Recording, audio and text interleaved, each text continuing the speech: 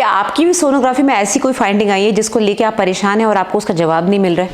बहुत सारी सोनोग्राफी की फाइंडिंग्स ऐसी होती हैं जो कि एक्चुअली नॉर्मल होती हैं, लेकिन आपको डर बैठ जाता है कहीं मेरे बच्चे में कोई दिक्कत तो नहीं है, मेरी प्रेगनेंसी का क्या होगा। आप डॉक्टर से बार बार पूछते हैं, डॉक्टर आपको 2 बार 3 बार समझा के उसके बाद आपको जवाब नहीं देते, क्योंकि उनको लगता है बार बार क्या समझाना है। आप सेटिस्फाई नहीं होते, फिर आप गूगल करते हो, फिर आप कोई और डॉक्टर ढूंढते हो। तो आपको बेसिकली आज मैं ये कुछ पॉइंट्स बताने वाली हूँ, कुछ ऐसी फाइंडिंग्स जो आपको बता दूं कि बिल्कुल नॉर्मल होती हैं, इसके लिए घबराने की बात नहीं है और आगे क्या करना चाहिए। तो एंड तक जरूर बने रहिएगा। सबसे पहले बात करते हैं echogenic focus in the heart. इसके बारे में पहले भी वीडियो आ चुका है, लॉन्ग वीडियो भी आ चुका है, शॉर्ट वीडियो भी आ चुका है। Echogenic focus in the heart का मतलब क्या होता है? सोनोग्राफी में हार्ट के अंदर, आपको पता है हार्ट के अंदर 4 चेंबर होते हैं, left right atrium and left right ventricle, ठीक है। बीच में जो वेंट्रिकल्स होते हैं उसके बीच में कभी कभी हल्की सी एक शैडो आती है जो कि व्हाइटिश दिखती है, उसको बोलते हैं echogenic focus in the ventricle. अब ये इकोजेनिक जो फोकस इन द वेंट्रिकल है, ये कुछ नहीं है, ये कैल्शियम डिपोजिशन है। जो अंदर पैपिलरी मसल्स होती हैं, आपको लग रहा हो क्या टेक्निकल बातें कर रहे हैं। हार्ट के अंदर जो मसल्स होती हैं जो हार्ट को लब डब ऐसे कराती है ना, जो पंप कराती है हार्ट को, तो ये जो पंपिंग एक्शन होता है ये होता है पैपिलरी मसल्स की वजह से। पैपिलरी मसल्स ऐसे ऐसे करती है तो ये आपका हार्ट लब डब करता है। इन पैपिलरी मसल्स में बच्चों में कभी कभी कैल्शियम डिपोजिशन दिखता है। बच्चा अभी बन रहा है, बच्चे की ग्रोथ हो रही है, हार्ट बन रहा है, कभी कभी उसमें कैल्शियम डिपोजिशन की वजह से हार्ट में इकोजेनिक फोकस दिखता है। अब इसको क्यों इतना हाईलाइट करके सोनोलॉजिस्ट लिखते हैं? क्योंकि कभी कभी डाउन सिंड्रोम, जो कि मेंटल रिटार्डेशन वाला जो डाउन सिंड्रोम है, ट्राइसोमी 21 बोलते हैं हम, उसमें कभी कभी इकोजेनिक फोकस हार्ट में दिखता है। लेकिन अगर बाकी सब कुछ नॉर्मल है, आपका double marker, triple marker, quadruple marker सब करा लिया, आपकी एनोमली स्कैन करा ली, कुछ नहीं आ रहा, सिर्फ एक छोटा सा इकोजेनिक फोकस पड़ा हुआ है और बच्चे में कोई एबनॉर्मेलिटी नहीं है, तो फिर 99.9% चांस है कि बच्चे को कोई प्रॉब्लम नहीं है। तो अगर इकोजेनिक कार्डियक फोकस आया है, इसको आप रिपीट सोनोग्राफी करवा लो 2 महीने बाद, 6-7 महीने के आसपास, और उसके बाद देखो तब भी आ रहा है कि नहीं। उसके बाद भी आ रहा है तो कोई टेंशन की बात नहीं है, इट्स ओके, क्योंकि मैंने कितने लोगों में देखा इस तरह के फोकस होते हैं और ये अपने आप ठीक हो जाते हैं, ठीक है। सेकेंड चीज जिसकी वजह से आप बहुत परेशान होते हैं, low lying placenta. Low lying placenta problem तब करता है जब ये 7th 8th मंथ में डायग्नोज होता है। 5th मंथ में जो एनोमली स्कैन में लो लाइंग प्लेसेंटा होता है वो 90% केसेस में ऊपर अपने आप चला जाता है। अब आते हैं 13 वीक्स 12 वीक्स पे जो एंटी स्कैन होता है उसमें भी लो लाइंग प्लेसेंटा। मतलब मुझे विश्वास नहीं हो रहा लोग ऐसे क्यों लिख रहे हैं। कोई भी सोनोलॉजिस्ट, कोई भी रेडियोलॉजिस्ट, कोई भी गायनेकोलॉजिस्ट आपकी जो सोनोग्राफी करते हैं 12 वीक्स 13 वीक्स पे तो बच्चा बन रहा है ना, अभी तो पूरी आवल बनी ही नहीं है ढंग से, वो बन के पूरी यूट्रस को कवर कर रही है चारों तरफ से, धीरे धीरे वो अपनी पोजीशन लेती है, ऊपर जाती है, साइड में जाती है, नीचे रहती है। तो आप 12-13 वीक्स पे कैसे लो लाइंग प्लेसेंटा बोल सकते हो? प्लेसेंटा 16-17 वीक्स के बाद तो ऊपर जाना शुरू करता है। तो अगर आपके एंटी स्कैन, न्यूकल स्कैन में जब आपका 12-13 वीक्स है उसमें लो लाइंग प्लेसेंटा है, जस्ट फॉरगेट इट, कुछ नहीं है आपको, अनलेस कि आपको ब्लीडिंग हो रही है तो बात अलग है। बट ये टेक्निकली सब में होता है, सबका प्लेसेंटा नीचे ही होता है, क्योंकि प्लेसेंटा ने पूरे यूट्रस को यूं कवर करा हुआ है। ये बच्चेदानी का मुंह है, यहां तक प्लेसेंटा आया हुआ है, बीच में बच्चा है। धीरे धीरे ये प्लेसेंटा ऊपर की तरफ माइग्रेट करता है और यूट्रस ऐसे ऐसे बढ़ना शुरू हो जाता है, बच्चा भी धीरे धीरे ग्रो करता है, ठीक है। तो आप अब से कभी भी 3rd मंथ में जो सोनोग्राफी होती है 3rd-4th मंथ में 12-13 वीक्स पे, उस पे आप लो लाइंग प्लेसेंटा से नहीं डरेंगे। तीसरा पॉइंट जो मैं बताना चाहती हूँ वो है सब कोरियोनिक हैमरेज। सब कोरियोनिक हैमरेज, मैं ये नहीं कह रही कि इसमें नहीं डरना चाहिए, डेफिनेटली डरना चाहिए, क्योंकि ये अंदर एक क्लॉटिंग है। आपकी जो आवल है, जो बच्चे को ब्लड सप्लाई कर रही है और खाना सप्लाई कर रही है, उसके पीछे थोड़ा ब्लड इकट्ठा हो गया है। अब ये क्यों होता है? आवल ढीली हो गई, हार्मोनल कोई प्रॉब्लम हो गई, अंदर प्रोजेस्टेरोन हार्मोन या HCG हार्मोन की कमी हो गई, क्योंकि इन हार्मोन्स की वजह से प्लेसेंटा ठीक से यूट्रस पे चिपका हुआ रहता है, यूट्रस पे चिपका हुआ रहता है, एडिसिवनेस रहती है, तो इस वजह से आपकी प्रेगनेंसी सही चलती है। तो हम आपको हार्मोन्स देते हैं, आपको बेड रेस्ट बोलते हैं, आपको मैं बताती हूँ कि भाई आप सेक्सुअल एक्टिविटी ना करें, भारी काम ना करें, कोई भी ऐसा काम ना करें जिससे कि वजाना या यूट्रस पे या पेट पे प्रेशर पड़े। उसके बावजूद आपको ब्लीडिंग होती रहती है। उसका रीज़न मैं रोज़ समझाती हूँ, कोई ना कोई पेशेंट ऐसा आता ही है, या तो ऑनलाइन आता है या मेरे हॉस्पिटल में आता है। जो अंदर ब्लड कलेक्टेड है उसको कहाँ से रास्ता मिलेगा बाहर आने का? जो कलेक्टेड है वो तो बाहर नीचे से वजाने से ही आएगा। अगर आपको फ्रेश ब्लीडिंग हो रही है, यानी कि पुराना कलेक्टेड ब्लड वो तो ब्लैकिश ब्राउनिश होता है, अगर आपको उसके साथ साथ फ्रेश ब्लड भी आ रहा है, पेट में पेन भी हो रहा है, तो वो घबराने की बात है। इसका मतलब नई ब्लीडिंग स्टार्ट होगी।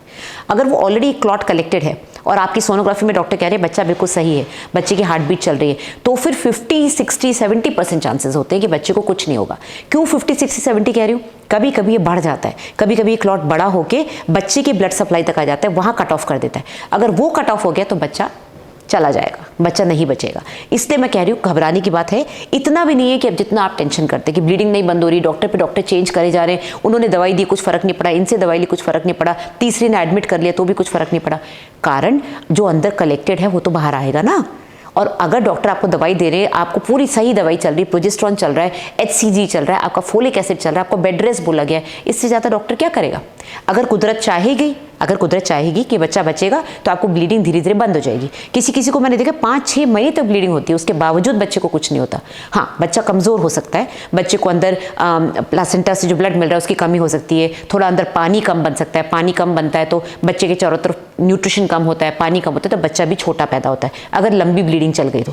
नहीं तो 2-3 महीने में अपने आप एब्जॉर्ब होकर धीरे धीरे खत्म हो जाता है। सो आई होप आपको सब कोरियोनिक हेमरेज समझ में आ गया हो क्या है। सब कोरियोनिक हेमरेज, सब कोरियोनिक हेमाटोमा दोनों सेम है। आवल के पीछे ब्लड इकट्ठा हो गया, बच्चा जिंदा है, जब तक बच्चा जिंदा है डॉक्टर आपको बुला बुला के सोनोग्राफी करते रहेंगे, आपको दवाइयाँ देते रहेंगे। जिस दिन आपका वो क्लॉट बिल्कुल खत्म हो गया, डॉक्टर बोलेंगे आप कोई रिस्क नहीं है। जब तक वो क्लॉट रहेगा, चाहे वो इतना सा हो चाहे वो इतना बड़ा हो, रिस्क तो रहने ही वाला है। ठीक है, फिर आते हैं चौथा पॉइंट, चौथी finding, pyelectasis. Pyelectasis in the kidney of the baby. इसका क्या मतलब है? पाइला यानी कि हमारी मेडिकल लैंग्वेज में पाइला मतलब कि जो किडनी है उसका पेल्विस, उसको पाइलेट बोलते हैं। ठीक है, स्टैसिस मतलब कि अंदर यूरिन कलेक्ट हो रहा है, तो पाइलेक्टेसिस मतलब कि बच्चे की किडनी में सूजन है। अब माइल्ड पाइलेक्टेसिस अगर लिखा है तो घबराने की बात नहीं है, मतलब बहुत हल्की सी सूजन है। अब आप पूछो ये क्यों आती है? सब बच्चों में तो नहीं आती, किसी किसी में अंदर हार्मोन जो होता है प्रोजेस्टेरॉन, वो सब कुछ ढीला कर देता है। आपको मैंने बताया प्रोजेस्टेरॉन कई बार कि वो सारी मसल्स को लूज कर देता है, तो कॉन्स्टिपेशन होता है, पेशेंट को गैस बनती है, ब्लोटिंग होती है, टेंडरनेस होती है, बॉडी में पानी भरता है। यही प्रोजेस्टेरॉन हार्मोन कभी कभी बच्चे की किडनी पे एक्ट करके किडनी में हल्की सी स्वेलिंग ले आता है।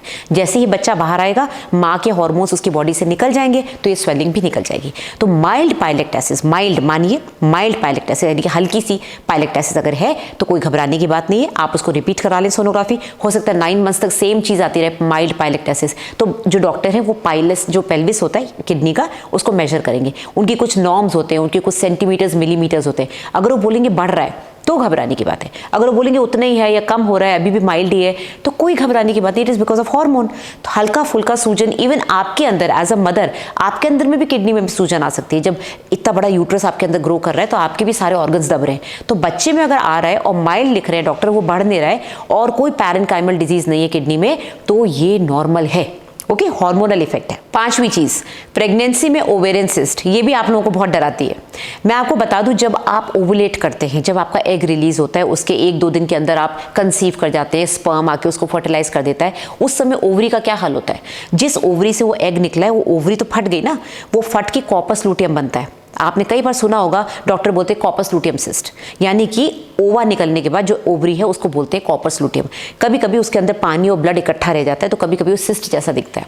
कितने पेशेंट्स में मैं जब सोनोग्राफी करती हूँ 1.5-2 महीने पे आते हैं, उस समय वो कॉर्पस लूटियम सिस्ट दिख रही होती है, क्योंकि उनको बस 15-20 दिन पहले ही ओवुलेशन हुआ है या 1 महीने पहले ओवुलेशन हुआ है, तो वो पूरी तरह से एब्जॉर्ब नहीं हुआ है। तो कॉर्पस लूटियम सिस्ट सबसे कॉमन सिस्ट है प्रेगनेंसी में। ये बड़ा ही कॉमन है क्योंकि वो अंदर ही नॉर्मल सिस्ट है।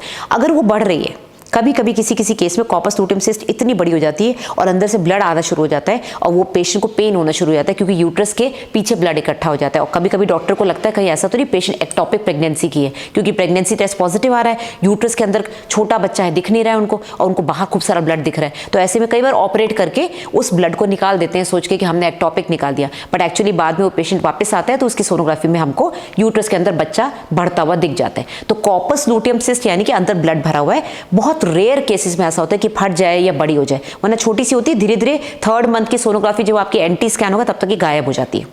कभी कभी कोई ऐसी सिस्ट होती है जैसे बड़ी बड़ी सीरस सिस्ट बन जाती है। अभी मैंने हाल ही में एक केस करा है कुछ महीने पहले, जिसमें कि सीरस सिस्ट थी जो इतनी बड़ी हो गई थी, उसको हम सोच रहे थे कि 2nd ट्राइमेस्टर में लेके जाएं, क्योंकि जब भी कोई सर्जरी करनी है तो हम 4th, 5th, 6th मंथ में करते हैं, उस समय सबसे कम रिस्क होता है मिसकैरेज का। लेकिन वो रात में पेशेंट एडमिट हुई और रात में वो ओवरी ट्विस्ट हो गई। ट्विस्ट होने की वजह से उसका पेन इतना बढ़ गया कि हमको हाथों हाथ सर्जरी करनी पड़ी। तो ये बहुत रेयर होता है कि हम ओवरी की सिस्ट को प्रेगनेंसी के समय निकालें। वो तभी करते हैं जब वो फट जाए, रप्चर हो जाए, बहुत पेन हो जाए, इन्फेक्शन हो जाए, या फिर अंदर अंदर ट्विस्ट हो जाए। ट्विस्ट होने से उसका पूरा पेडिकल ऐसे ऐसे हो जाता है, तो आपको पेन होता है। सो आई होप आज आपको ये बात समझ में आई होगी। हर सोनोग्राफी फाइंडिंग के लिए डरने की जरूरत नहीं है। मैं हूँ आपकी हेल्प करने के लिए। अगर आपको मेरे से कंसल्ट करना है वीडियो कॉल या वॉइस कॉल, तो आप इस नंबर पर व्हाट्सएप करें कि मैं आपको मेरे से कंसल्ट करना है, कॉल ना करें। या फिर आप मेरी वेबसाइट पे जाएं, वहाँ पर कंसल्ट डॉक्टर सोनल पे क्लिक करें, वहाँ पर पेमेंट करके आप मेरे से कंसल्टेशन बुक करा सकते हैं। तो अगर वीडियो अच्छा लगा हो लाइक एंड शेयर करिए, सब्सक्राइब करिए चैनल को, और मेरे को मेरे सोशल मीडिया प्लेटफॉर्म से फॉलो कर सकते हैं। Thank you very much.